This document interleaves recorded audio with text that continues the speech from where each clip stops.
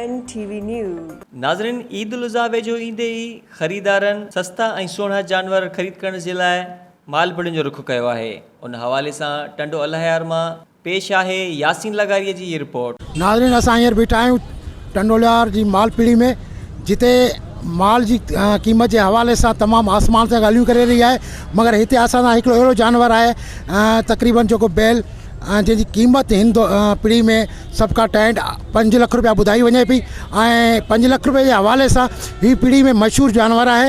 अगरि मुंहिंजो कैमरामैन ॾेखारे सघे थो त हिन जानवर खे तमामु बहितरीन तरीक़े सां परवरिश थियल आहे। हाणे हिन मालिक खां पुछूं था हिनखे छा खारायो वञे थो। साईं, हिनखे छा खाराईंदा आहियो तव्हां? बाबा 5 किलो दूध पीता है ये, और 10 किलो आटा खाता है, टाइम का खल खाता है, भूसा खाता है। ये 3 साल से पाला है मैंने इसको।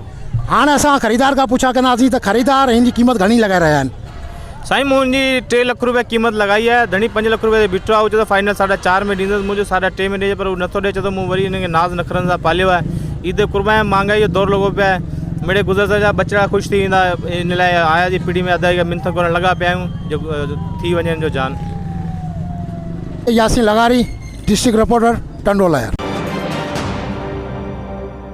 MNNTV news.